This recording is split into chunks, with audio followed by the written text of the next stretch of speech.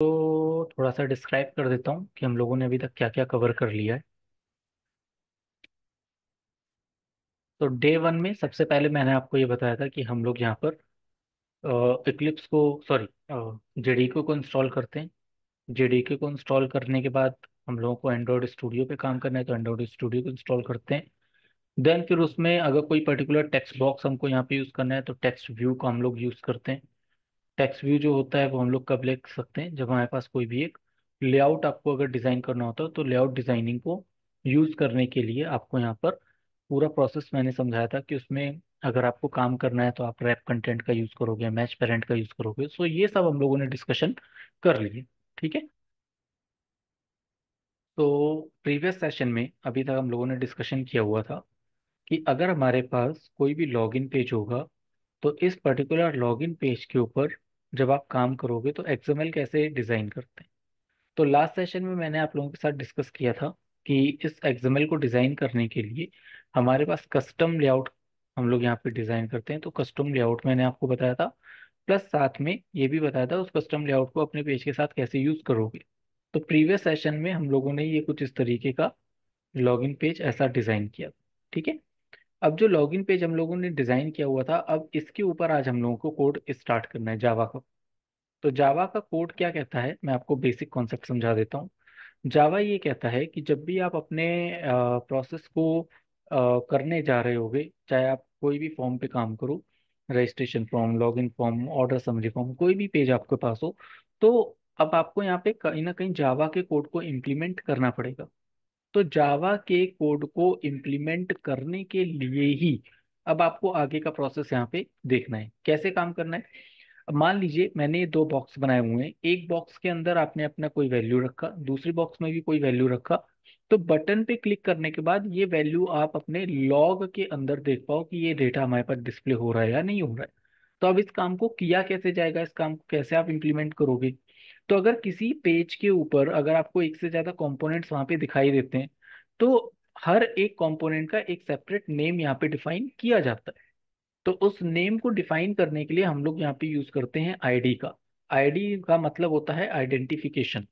तो जब भी आप किसी भी एप्लीकेशन को आप टेस्ट करते हो या उस एप्लीकेशन को आप डेवलप करते हो, तो उसके कंपोनेंट की यूनिक आईडी पे आपको फोकस करना होता है। जब आप उसकी यूनिक आईडी को आइडेंटिफाई कर लोगे, निकाल लोगे, तो ही आप आगे के प्रोसेस को यहाँ पे इम्प्लीमेंट कर सकते हो।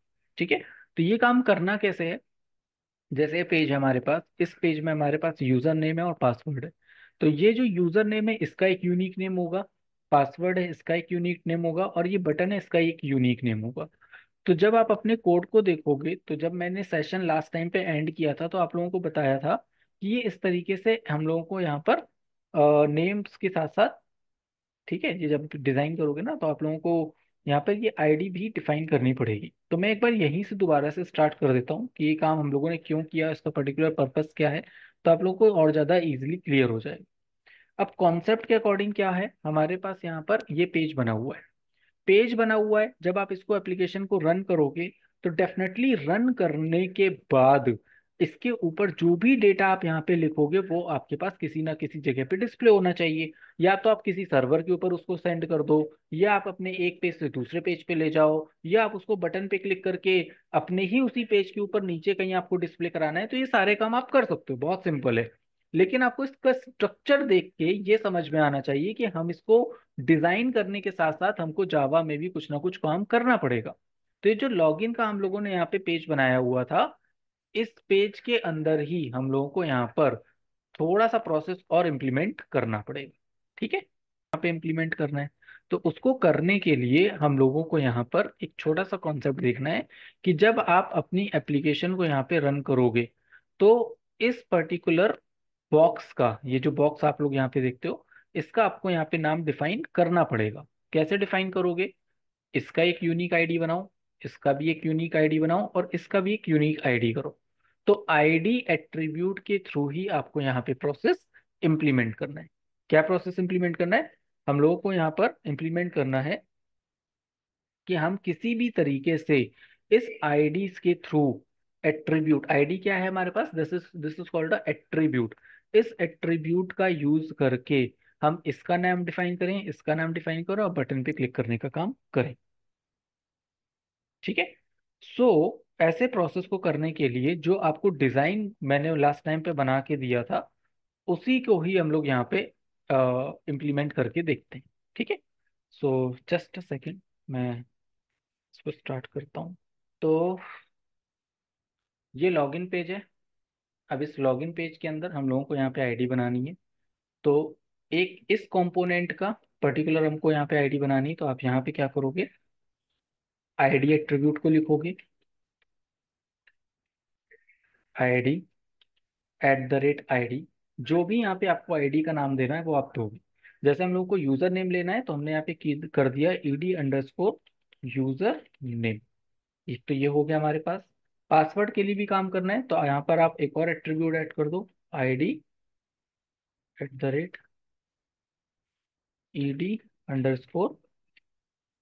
@ed_PASS, password. तो ध्यान रखना कि जब भी आप काम करोगे, ये नेम आपके पास डिफरेंट होने चाहिए, ये सेम नेम नहीं होने चाहिए। एप्लीकेशन के अंदर जो भी आप यहाँ पर एट्रीब्यूट्स के नेम को डिफाइन करते हो, वो सेम नहीं होने चाहिए। अगर आप सेम रख दोगे, ये नेम भी आपके पास आ जाएगा, ये नेम भी आपके पास सेम हो जाएगा, तो फिर जब आप एप्लीकेशन को रन कराओगे ना, तो वो कॉन्फ्लिक्ट कर जाता है। तो फिर वहां पे आपके पास एरर्स आना स्टार्ट हो जाती है। तो ऐसे काम में हमेशा ध्यान रखना है, स्ट्रिक्टली आपको ये ध्यान रखना है कि कभी भी एट्रीब्यूट जो हमारे पास यहाँ पे डिफाइन किए जाते हैं ना, उसके नाम कभी भी सेम नहीं रखे जाते।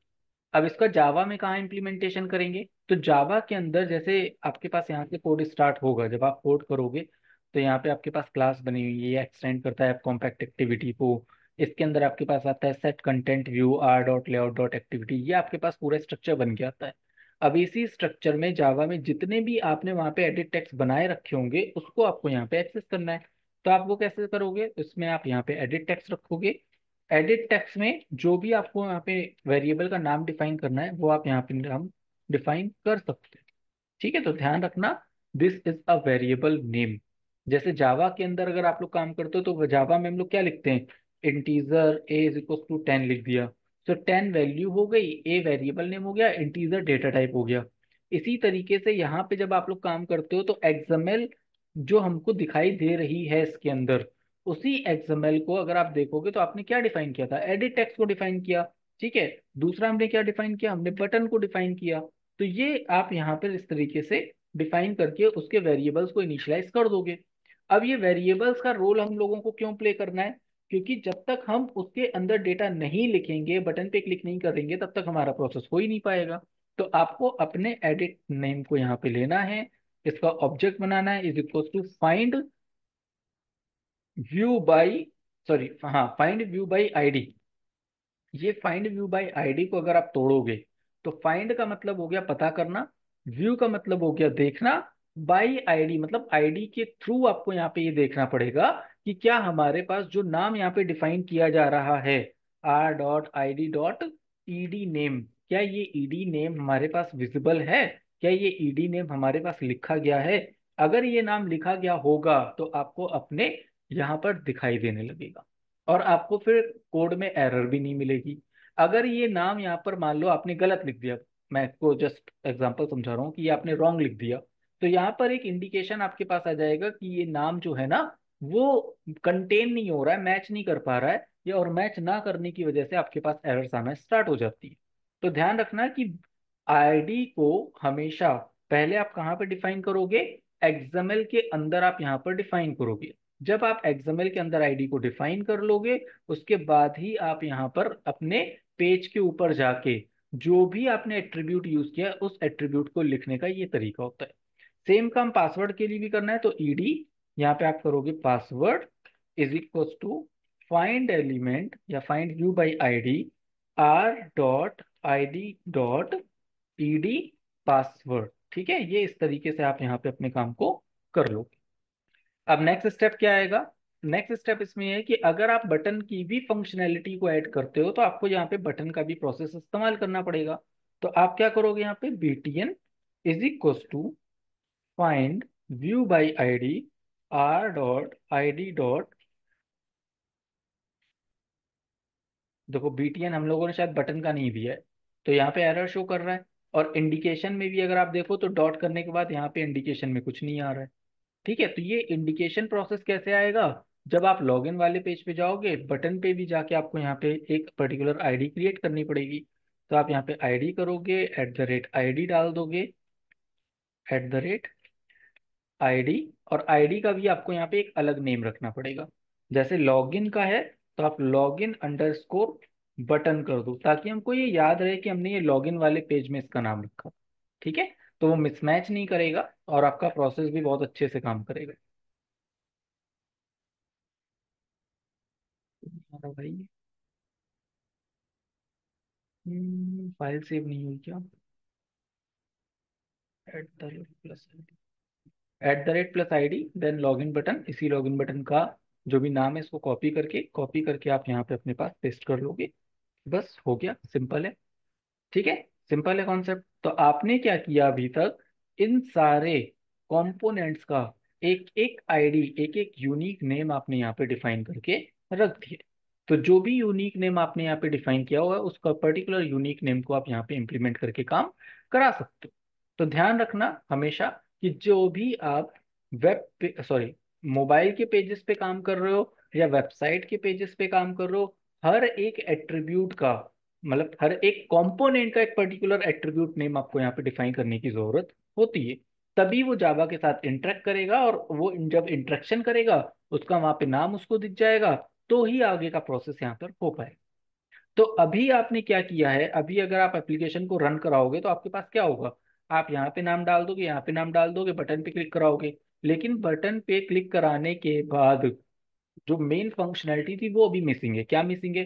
कि बटन का क्लिक लिसनर तो हमने यहाँ पे बनाया ही नहीं है। तो बटन का क्लिक लिसनर बनाना भी हमारे लिए कंपलसरी है। वो कैसे करोगे आप लोग? तो बटन का ही यहाँ पे जो आपने ऑब्जेक्ट बना रखा है, इसको आप नीचे लिखो, btn.set_on_click_listener। यहाँ पे आ जाएगा आपके पास set on click listener. On click listener क्या है? एक प्री डिफाइंड मेथड है हमारे पास। ऑन क्लिक लिसनर, देखो, बटन को बताना पड़ेगा कि भाई हम आपको यूज करना चाहते हैं। तो जैसे एक आदमी को, एक ह्यूमन को, उसको कुछ भी बोलोगे वो सुनेगा, उसके हिसाब से काम हो पाएगा। इसी तरीके से बटन को भी कुछ ना कुछ सुनने के लिए, उसको समझाने के लिए, उसकी बात को बताने के लिए यहाँ पे लिसनर्स का यूज किया जाता है। सो बटन अपने लिसनर्स को समझेगा, उसके लिखी गई फंक्शनैलिटी को समझेगा, उसके बाद प्रोसेस हो पाएगा। तो सेट ऑन क्लिक लिखना, this is a predefined method.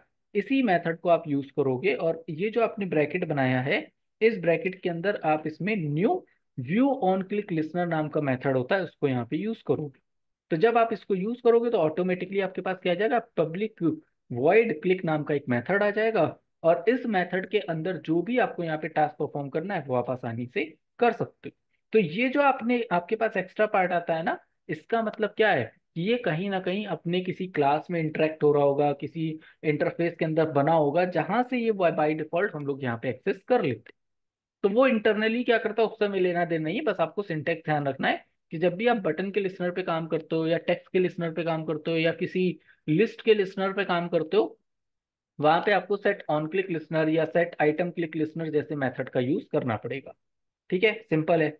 Next step इसके अंदर क्या आता है कि जो आपने यहाँ पे एडिट टेक्स्ट लिखा है, अगर उसके अंदर वैल्यू हम पुट करेंगे, तो बटन के ऊपर जब तक हम क्लिक नहीं करेंगे तब तक डेटा निकलेगा कैसे? तो डेटा को निकालने के लिए आपको क्या करना पड़ेगा? ईडी नेम को लिखना पड़ेगा, डॉट गेट टेक्स्ट मेथड को लिखना पड़ेगा, और डॉट इसको टू स्ट्रिंग में कन्वर्ट भी करना पड़ेगा। क्यों कन्वर्ट करना पड़ रहा है? स्ट्रिंग में इसलिए कन्वर्ट करना पड़ रहा है क्योंकि अब अगर आप यहाँ पे स्ट्रिंग में कन्वर्ट नहीं करोगे, ठीक है, तो ये क्या करेगा? अपना डेटा निकाल के तो लाएगा, लेकिन वो अभी अंडरस्टैंड नहीं होगा, क्योंकि वो होगा कोई बाइनरी कोड के फॉर्मेट में। तो ह्यूमन रीडेबल जो रीड हम लोग करते हैं वो स्ट्रिंग फॉर्मेट होता है। तो इसलिए इसको डेटा को लाने के बाद स्ट्रिंग फॉर्मेट में कन्वर्ट करने के लिए डॉट टू स्ट्रिंग मेथड को यूज करना पड़ेगा। और जो डेटा पूरा आ रहा है वो स्ट्रिंग में, देखो यहाँ पे कह रहा है कि जो डेटा हमारे पास आ रहा है वो स्ट्रिंग के ऑब्जेक्ट्स में आएगा। तो आपको जो डेटा रिटर्न करना है वो किस में करना है? स्ट्रिंग में रिटर्न करना है। तो आप यहाँ पे क्या यूज करोगे?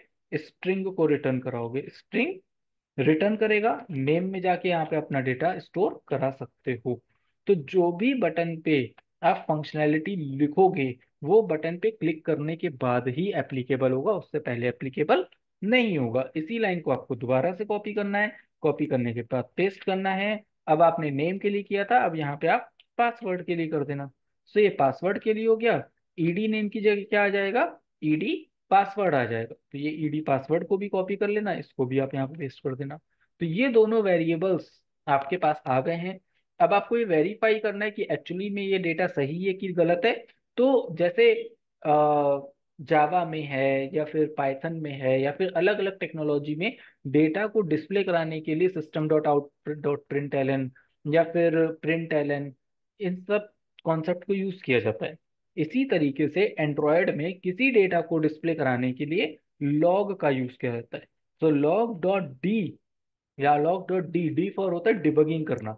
तो लॉग डॉट डी मेथड का आप यहाँ पे यूज करोगे, और यहाँ पे जो भी आपने यूजर नेम लिखा है उसको डाल दोगे, कॉमा लगाओगे, फिर डबल कोट लगा दोगे, फिर से प्लस लगाओगे, और जो आपने यहाँ पे नेम लिखा था इसको उठा के फिर से यहाँ पे लिख दोगे। ठीक है। तो ये प्रोसेस आपको दो बार करना है, एक बार यूजर नेम के लिए और एक बार पासवर्ड के लिए। इतना कोड करने के बाद अब आपको ये वेरीफाई करना है कि एक्चुअली ये मेरा टास्क रन हो रहा है या नहीं हो रहा है। तो टास्क को प्रैक्टिकली कहाँ पे रन करा के देख सकते हैं, तो जा एंड्रॉयड के अंदर किसी भी एप्लीकेशन को जब आप रन कराओगे उसके तीन तरीके हैं। ठीक है, we have a three different kind of ways here. The first one, पहला तरीका क्या होगा, सबसे पहला तरीका होगा या तो आपके पास अपना खुद का मोबाइल हो, तो आप अपने सेल्फ मोबाइल के ऊपर उस एप्लीकेशन को रन करा के देख सकते हो। दूसरा आपके पास क्या है, कि आपके पास जो एंड्रॉयड स्टूडियो दिया गया है, यहाँ पर अगर आप देखोगे तो आपके पास वर्चुअल मशीन का भी एक ऑप्शन आएगा। देखो ये आ रहा है क्रिएट वर्चुअल डिवाइस। ठीक है, तो ये वर्चुअल डिवाइस अगर आपको यहाँ से क्रिएट करनी है, नेक्स्ट बटन पे क्लिक करना है, तो यहाँ से आप वर्चुअल डिवाइस भी यहाँ से क्रिएट कर सकते हो, वो भी एक ऑप्शन है। बट मैं क्या यूज करता हूँ, जेनी मोशन को यूज करता हूँ। तो जेनी मोशन क्या है, एक थर्ड पार्टी डिवाइस है। तो आप लोगों को अगर जेनी मोशन यूज करना है तो आप जेनी मोशन को भी आप यहाँ पे यूज कर सकते हो, अपनी एंड्रॉयड एप्लीकेशन को टेस्ट करने के लिए, चेक करने के लिए कि प्रोसेस सही बनाए या गलत बनाए। तो यहाँ पे आप क्या करोगे, इसमें जेनी मोशन मेरे पास है, मैं आपको ओपन करके दिखा देता हूँ। थोड़ा सा टाइम टेकिंग लेगा यहाँ से, ठीक है, तो पेशेंसफुली सिर्फ देखना है आप लोगों को। यहाँ से जेनी मोशन ओपन होना स्टार्ट हो जाएगा। तो ये हमारे पास एक वर्चुअल डिवाइस है। अब इस वर्चुअल डिवाइस को अगर आप देखते हो तो ये बिल्कुल हूबहू काम करेगी जैसे हम लोग मोबाइल पे अपनी एप्लीकेशन को रन करते हैं। अब मुझे क्या करना है, मुझे अपनी एप्लीकेशन में यहाँ देखो ऊपर एक रन का ऑप्शन आपके पास आ रहा है। ठीक है, आप इस पे क्लिक कर देना। जैसे ही आप इस पे क्लिक करोगे नीचे आपका ग्रेडल यहाँ पे स्टार्ट हो जाएगा, और जब ये ग्रेडल खत्म हो जाएगा तो आपकी एप्लीकेशन यहाँ पे रन करते हुए आपको दिखाई देगी। ठीक है। अब इसको चेक करते हैं कि हमारी एप्लीकेशन यहाँ पे रन हो रही है या नहीं हो रही है। एक बार पूरा प्रोसेस हो जाने देते हैं, फिर उसके बाद चेक करते हैं कि क्या है। ठीक है, ये देखो प्रॉपरली इंस्टॉल हो गया। तो जो सबसे पहले देखो, अब हम लोगों ने सबसे पहले जो एप्लीकेशन यहाँ पे बनाई थी उसमें ये वाला फ्रंट पेज हम लोगों ने डिजाइन किया था। अगर आप देखोगे तो हम लोगों ने जब सबसे पहले काम किया था जो फर्स्ट क्लास थी, उसमें मैंने आप लोगों को बताया था कि मेन एक्टिविटी में आपके पास किस तरीके से टेक्स्ट व्यू वगैरह आप काम कराओगे, कैसे आप उसको प्रोसेस करोगे। तो मैंने आप लोगों को एक टेक्स्ट व्यू बना के दिखाया था। ठीक है, उसका लुक कुछ ऐसा था, लुक लाइक दिस। अब आज जो हम लोगों ने काम किया वो तो हम लोगों ने लॉगिन पेज पे किया है।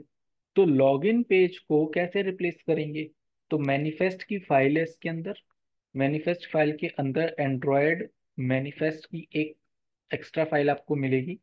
इस फाइल के अंदर अगर आप जाओगे तो आपके पास यहाँ पे देखो दो फाइल्स आ रही हैं, एक लॉगिन की आ रही है और एक मेन एक्टिविटी की आ रही है। और मेन एक्टिविटी के अंदर आप देखोगे तो यहाँ पे लिखा होता है लॉन्चर। आपको ध्यान रखना है कि जिस फाइल को आपको सबसे पहले रन करना होगा उसको उसको आप यहाँ पे डिफाइन कर सकते हो। तो अभी करंट सिचुएशन में हमें मैनिफेस्ट फाइल में ये चेंज करने की जरूरत है कि मेन एक्टिविटी को ना रन करा के हम लॉगिन पेज को पहले रन कराएंगे। तो आपको या तो इतना कोड हटा के दोबारा ऊपर लिखो, तो हैप्टिक हो जाएगा। बेहतर ऑप्शन क्या है कि आप मेन एक्टिविटी को लॉगिन पेज से रिप्लेस कर दो और लॉगिन पेज को मेन एक्टिविटी से। तो आपको कोड में कुछ चेंजेस करने की जरूरत नहीं पड़ेगी, सिर्फ आपको अपने क्लासेस का नाम या एक्टिविटी का नाम सिर्फ चेंज करने की जरूरत पड़ेगी। बाकी जैसा कोड आपको यहाँ पे दिया गया है एज इट इज वो कोड यहाँ पे लिखा रहने देना। ठीक है, बहुत सिंपल सा टास्क है। तो ये इतना काम करने के बाद आप अपनी एप्लीकेशन को यहाँ पे चेक करके देखो, टेस्ट करके देखो कि क्या हमारे पास बटन पे क्लिक करने के बाद ये डेटा हमारे पास आ रहा है या नहीं आ रहा है। चलिए अब इस एप्लीकेशन को चेक करके देखते हैं। एक एक पॉइंट को ध्यान से समझना, थोड़ा सा कॉम्प्लिकेटेड प्रोसेस है।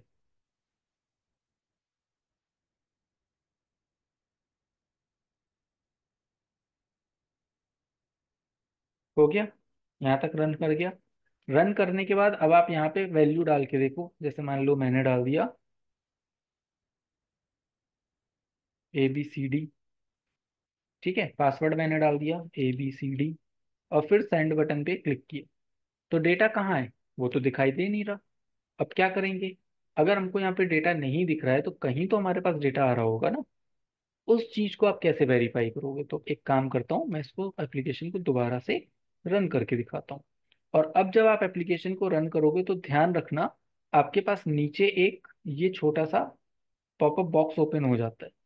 इस पॉपअप बॉक्स के राइट हैंड साइड पे, सॉरी लेफ्ट हैंड साइड पे आप देखना रन की कमांड है, नीचे बिल्ड है, फिर लॉककैट है, फिर प्रॉब्लम्स हैं, फिर ऐप की क्वालिटी को टेस्ट करना है तो वो भी कर सकते हो, टर्मिनल है, और फिर वर्जन।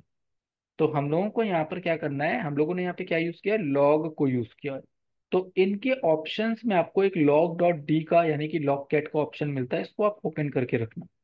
ओपन करके रखने रखोगे ना, तो फायदा क्या मिलेगा, फायदा ये मिलेगा कि जब आप अपनी एप्लीकेशन को यहाँ पे रन करोगे, तो देखो यहाँ पे बता रहा है उसने कि जेनीमोशन की डिवाइस आपने कनेक्ट कर रखी है, और इस जेनीमोशन की डिवाइस में जो भी आपको यहाँ पे एप्लीकेशन को टेस्ट करना है उसका डेटा आप यहाँ पे लॉककेट में चेक कर सकते हो।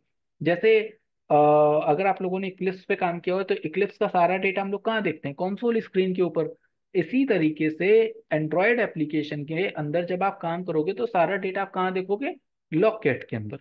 ठीक है, इसको डिलीट करने का ऑप्शन है, आप यहाँ से पूरे डिलीट कर सकते हो। डिलीट करने के बाद दोबारा से आप अपनी एप्लीकेशन को फिर से रन करो। रन करोगे, ये पूरी एप्लीकेशन आपकी यहाँ पे रन हो जाएगी सक्सेसफुली। ये रन हो गई। रन होने के बाद आपको यहाँ पे लॉककैट पे क्लिक करना है, ये दूसरे पेज पे रीडायरेक्ट कर देता है। लॉककैट पे क्लिक करने के बाद अब आपको यहाँ पे डेटा लिखना है, तो मान लो मैंने लिख दिया कपिल, यहाँ लिख दिया KAPIL, यही मेरा पासवर्ड हो गया। और जैसे ही मैं सेंड बटन पे क्लिक करूंगा या सेव बटन पे क्लिक करूंगा तो यहाँ पे मुझको डेटा दिखना चाहिए। ठीक है, तो आपको यहाँ पे ये सर्च करना पड़ेगा कि क्या कहीं हमारा डेटा दिख रहा है। तो देखो ये आ रहा है कपिल, ये आ रहा है कपिल, ये हो रहा है हमारे पास नेम, और ये हो गया हमारे पास पासवर्ड। तो जो लॉककैट में आपको डेटा दिखना है उसको देखने के लिए आपको log.d कमांड्स को यहाँ पे यूज करना पड़ेगा। तो अपने कोड के अंदर आपको log.dd फॉर डिबगिंग करना। हम लोग यहाँ पे ये डिबगिंग करके देख रहे हैं कि हमारे पास ये आउटपुट बिल्कुल सही आ रहा है, जैसा हम चाहते थे वैसे ही आ रहा है, कुछ और तो नहीं आ रहा है। तो ये इस तरीके से प्रोसेस आप लोग यहाँ पे चेक कर सकते हो। इतने कॉन्सेप्ट में कोई लाइन कोई पॉइंट नहीं समझ में आया सो प्लीज आस्क मी, अभी पूछ लो, बाद में फिर मैं आगे निकल जाऊंगा इससे। इसको एक बार आप लोग देख लो इनिशियल लेवल से लेके एंड स्टेप तक। नेक्स्ट स्टेप पे मूव करते हैं। तो जब हम लोगों ने एप्लीकेशन को रन किया था तो आप लोगों ने ध्यान दिया होगा कि मेरे यहाँ पे ये जो पासवर्ड आपने लिखा था ना वो शो कर रहा था, ये गलत है, पासवर्ड नहीं शो करना चाहिए ना। तो उसको कैसे हाइड करोगे आप, उसको हाइड करने के लिए आपके पास यहाँ पे एडिट टेक्स्ट दिया गया है। इसी एडिट टेक्स्ट के अंदर आपके पास एक ऑप्शन होता है इनपुट टाइप का। अगर इनपुट टाइप आप यहाँ पे देखोगे तो आपको यहाँ पे अलग अलग कॉन्सेप्ट मिल जाएंगे। अगर टेक्स्ट पासवर्ड लगाना है तो टेक्स्ट पासवर्ड आप लगा सकते हो। ठीक है, फोन नंबर अगर आपको यहाँ पे ऐड करना है तो आप फोन नंबर ऐड कर सकते हो। ईमेल आईडी अगर आपको कोई ऐड करनी है तो ईमेल आईडी ऐड कर सकते हो। ठीक है, तो जो भी प्रॉपर्टीज आपको यहाँ पे एप्लीकेबल करनी है आप वो सारी प्रॉपर्टी यहाँ पे एप्लीकेबल कर सकते हो। तो मैंने क्या किया, यहाँ पे टेक्स्ट पासवर्ड लगा दिया, यानी कि जब मैं अब एप्लीकेशन को रन कराऊंगा तो मेरा जो पासवर्ड होगा वो बाय डिफॉल्ट यहाँ पर हाइड हो जाएगा। ठीक है, वो मैं अभी आपको एप्लीकेशन को रन करके दिखा दूंगा। अब क्वेश्चन ये आता है कि मान लीजिए अगर हम यहाँ पे डेटा मिस कर जाएं, भूल जाएं। हम लोग कभी कभी काम करते हैं, काम करने के टाइम पे हम लोगों ने क्या किया, अपने पेज में यहाँ पे डेटा नहीं डाला। और अगर हमने डेटा नहीं डाला और डायरेक्ट बटन पे क्लिक कर दिया तो वो आगे नहीं जाना चाहिए, आपकी जो एप्लीकेशन है यहीं पे रुक जानी चाहिए, यहाँ पे क्या होना चाहिए, स्टॉप हो जाना चाहिए। तो इस प्रोसेस को किया कैसे जा सकता है, इस प्रोसेस को करने के लिए आपको यहाँ पर वैलिडेशन का प्रोसेस एप्लीकेबल करना पड़ेगा, उसको बोलते हैं validation. How to validate your page. ठीक है ना। तो आपको क्या करना है, वैलिडेशन के प्रोसेस में इफ की कंडीशंस आपको यहाँ पे लगानी पड़ेगी कि अगर हमारे पास नेम दिख रहा है या नहीं लगा है। फॉर एग्जांपल मैं इसको थोड़ा उल्टा सोच के काम कर रहा हूँ कि मान लीजिए कि आप अपनी एप्लीकेशन पे आते हैं, डेटा तो लिखा हुआ है नहीं। जब डेटा लिखा हुआ नहीं तो वो क्या हो गया, इज एम्प्टी है। अगर ये नाम नहीं लिखा हुआ है उसके अंदर तो डेफिनेटली आपके पास एक एरर मैसेज शो हो जाना चाहिए। तो इस लॉजिक को आप यहाँ पे कैसे बिल्ड करोगे, आपको क्या करना है, नेम के जस्ट नीचे यहाँ पे लॉकेट आ गया, लॉकेट से वेरीफाई कर लिया। अब आप इफ की कंडीशन लगाओ, if name dot is empty. अगर ये एम्प्टी है तो क्या होना चाहिए, तो आपके पास यहाँ पे एक एरर मैसेज आ जाना चाहिए। तो एरर मैसेज कैसे डालोगे, एरर मैसेज डालने के लिए ईडी नेम पे एरर मैसेज डालना है, तो आप यहाँ पे लगाओगे ED name dot set error. ठीक है, और इस सेट एरर में आप यहाँ पे अपनी स्टेटमेंट पास कर सकते हो, प्लीज एंटर वैलिड डेटा।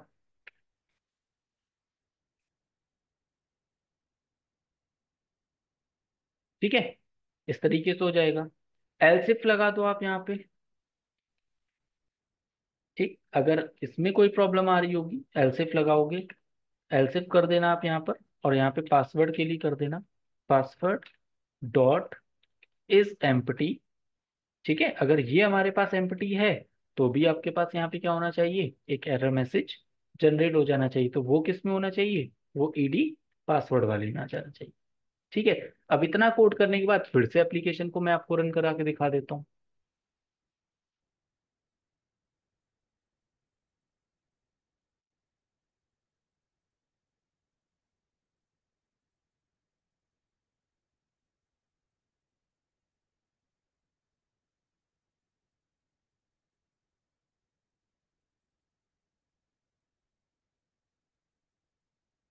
ठीक है, हो गया, एप्लीकेशन रन हो गई। अब दो चीजें ध्यान रखनी, पहली चीज क्या ध्यान रखनी है कि हम जो यहाँ पे डेटा लिखेंगे, ठीक है, वो पासवर्ड में शो नहीं करना चाहिए। ठीक है, मान लीजिए मैंने यहाँ पे लिखा कपिल और यहाँ पे भी मैंने लिख दिया कपिल, तो देखो हाइड हो गया, ये डॉट डॉट डॉट डॉट बन के आ गया आपके पास। एक तो ये मुझे चेक करना था, दूसरा क्या चेक करना था कि अभी मैंने क्लिक किया वो डेटा हमारे पास आ गया। अगर हम यहाँ पे कुछ नहीं लिखते हैं और फिर हम बटन पे क्लिक करते हैं तो यहाँ पे आना चाहिए प्लीज एंटर वैलिड डेटा। मैंने कपिल वैलिड डेटा लिख दिया, या मान लो कोई भी डेटा हमने यहाँ पे लिख दिया। ठीक है, और फिर से हमने नीचे वाले पे छोड़ दिया। अब आपको यहाँ पे दिखा देगा प्लीज एंटर वैलिड डेटा। तो ये जो आपके पास एरर बॉक्स आ रहे हैं ना, ये भी एरर बॉक्स आप यहाँ पे ऐड कर सकते हो with the help of this line, this is called a validation process. तो ये वैलिडेशन प्रोसेस भी आप यहाँ पे इम्प्लीमेंट कर सकते हो। अब लास्ट स्टेप इसमें एक चीज और बता रहा हूँ, देखो होता क्या है, जब हम लोग ये सब लॉजिक वगैरह लगा लेते हैं, ठीक है, मैंने कहाँ पे प्रॉब्लम फेस करी है मैं आपको वो बता रहा हूँ। कि मान लीजिए जब मैं मोबाइल की एप्लीकेशन को डेवलप करता था तो मैंने यहाँ पर पेज बनाया, वैलिडेशन लगा दिया, वैलिडेशन लगाने के बाद बटन पे क्लिक करके एक नए पेज को मैं ऐड कर देता था। क्योंकि मुझको ये बोला जाता था, यही मेरा टास्क था कि जो अगर ये लॉगिन हो जाएगा पेज तो नेक्स्ट वाले पेज ये हमारे पास इंडेक्स पेज आना चाहिए। ठीक है, ये इंडेक्स पेज का डिजाइन कुछ ऐसा हम लोगों को मिलता, तो ये पेज ओपन होना चाहिए। लेकिन इसमें कंडीशन ये थी कि अगर यूजर ने यहाँ पे डेटा नहीं लिखा है तो आपके पास इस वाले पेज के ऊपर नहीं जाना चाहिए। ठीक है, अब मैं इसको प्रैक्टिकली करके दिखा देता हूँ।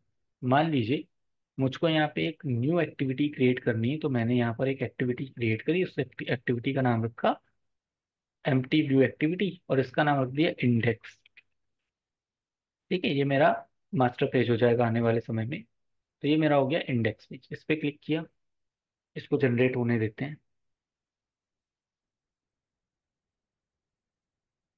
जब तक जनरेट हो रहा है तब तक मैं कहानी समझा देता हूँ कि इंडेक्स पेज जो मैं बना रहा हूँ उसमें क्या है कि जब आप एक पेज से दूसरे पेज की तरफ कनेक्ट करते हो तो कनेक्शन बनाने के लिए यहाँ पर आपको इंटेंट का यूज करना पड़ता है। ठीक है, जैसे HTML में हम लोग जब काम करते हैं तो HTML के अंदर एक पेज से दूसरे पेज को यूज कनेक्ट करने के लिए एंकर टैग का यूज करना पड़ता है। इसी तरीके से यहाँ पर एंड्रॉयड एप्लीकेशन में जब आप एक पेज से दूसरे पेज पे कनेक्शन बनाते हो तो ए पेज से बी पेज पे जब आप जाओगे तो करंट पेज का नाम भी देना है और जिस पेज पे आपको जाना है उस पेज का नाम भी देना है, लेकिन with the help of intent class. तो ए इंटेंट एक प्रीडिफाइंड क्लास है हमारे पास और इस क्लास का यूज करके ही हम लोगों को आगे का प्रोसेस यहाँ पे इम्प्लीमेंट करना है। तो ये कैसे किया जाएगा? अब यहाँ पे इंडेक्स वाला पेज बन चुका है, लॉगिन वाले में गए, लॉगिन वाले में मैंने देखा कि हाँ यार ये सब हो गया है। अब इसके बाद मैंने ये लाइन लिखी, intent I is equal to new intent, class का नाम क्या है, लॉगिन, तो मैंने यहाँ से कॉपी किया लॉगिन डॉट दिस, कॉमा, किस पेज के ऊपर जाना है, इंडेक्स वाले, तो मैंने किया इंडेक्स डॉट क्लास। ठीक है, इतना कर दिया। अब इसको स्टार्ट एक्टिविटी करना कंपलसरी है, अगर आप ये नहीं करोगे तो आपकी एप्लीकेशन रन नहीं करेगी। तो स्टार्ट एक्टिविटी ऑफ आई, ये आपको लगाना कंपलसरी है। अब जो मैं एरर आपको दिखाने जा रहा हूँ वो ध्यान से समझना।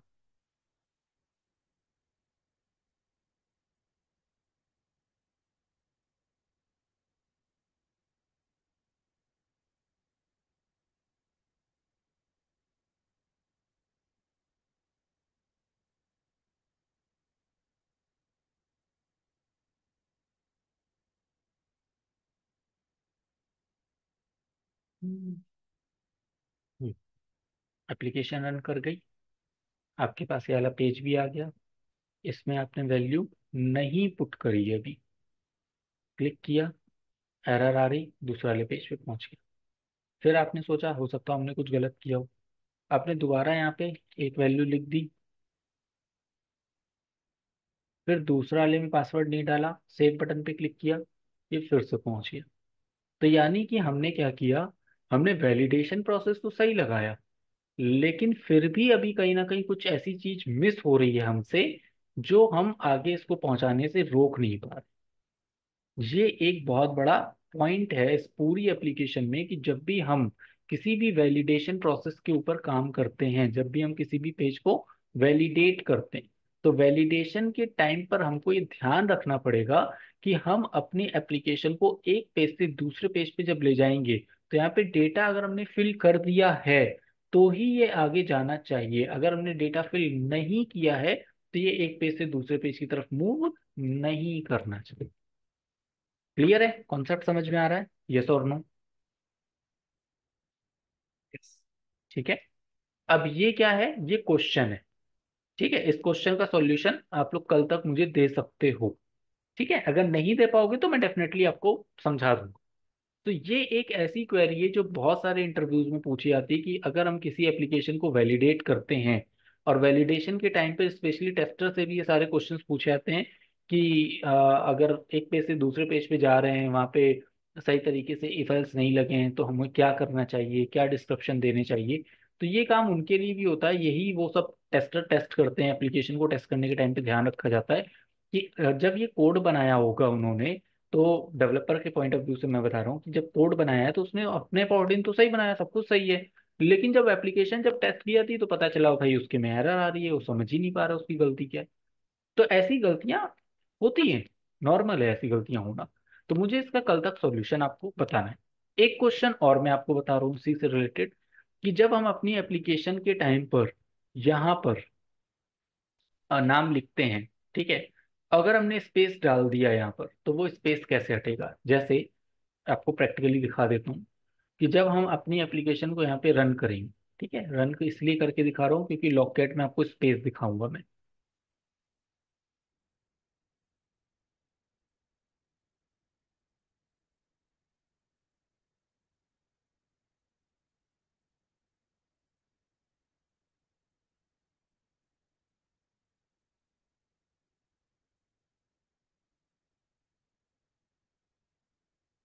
हम्म, ठीक है, अब ध्यान से देखना, यहाँ पे मैंने क्या किया, एक दो तीन चार पांच बार मैंने स्पेस दिया, फिर मैंने कपिल लिखा, इसमें भी मैंने क्या किया, कुछ मैंने स्पेस डाल दिया, और फिर मैंने यहाँ पे कपिल लिखा। ठीक है, अब जैसे ही मैं सेंड बटन पे क्लिक करूंगा तो ये आगे तो चला गया। इसमें देखो कहीं पर आपके पास आउटपुट में,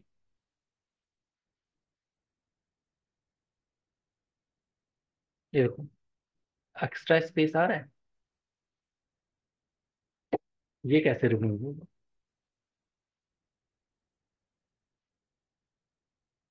क्वेश्चन समझ में आया? यस। Yes. ये भी एक बहुत बड़ा चैलेंजिंग टास्क होता है। ठीक है, चलो ये बहुत छोटा सा है तो मैं तुरंत इसको समझा देता हूँ। और जो कल के लिए बचाया है वो थोड़ा सा लेंदी, उसमें दिमाग लगाना पड़ेगा। ठीक है, इसका पर्टिकुलर पर्पस क्या है? मैंने ऐसा क्वेश्चन इसलिए करा क्योंकि जब सर्वर पे डेटा जाता है तो स्पेस के साथ जाता है, और फिर डेवलपर आपको बोलता है कि यहाँ पे स्पेस नहीं आना चाहिए। और कोई यूजर अगर मान लीजिए स्पेस डाल के कोई भी गलती कर देता है, तो आपके पास एक फैसिलिटी होती है डॉट ट्रिम को यूज करने की। डॉट ट्रिम क्या करेगा? अगर कोई भी यूजर यहाँ पे स्पेस पहले लगाने की कोशिश करेगा, उसका स्पेस ऑटोमेटिकली हटा देगा। देखो, this is called a scenario based concept, जो आपको इंटरव्यू में पूछे जाते हैं।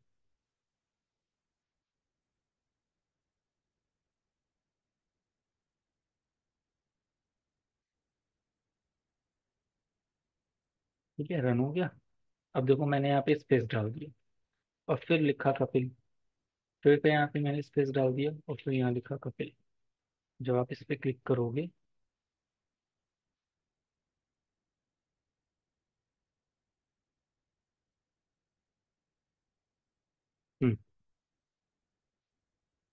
ऑटोमेटिकली रिमूव हो गया स्पेस। ठीक है।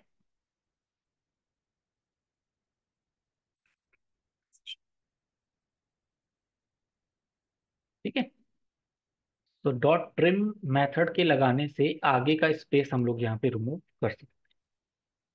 ठीक है, अब ये कोड आप लोगों को आज पूरा प्रैक्टिस करना है। कोड भी शेयर कर दूंगा, रिकॉर्डिंग भी शेयर कर दूंगा, इसको पूरा आप लोग देखना। और जो क्वेश्चन मैंने आपको दिया है, इस पूरे क्वेश्चन को समझ के मुझे कल रिप्लाई करना कि इसको करने के लिए हमको क्या एक्स्ट्रा प्रॉपर्टीज इसमें ऐड करनी पड़ेगी।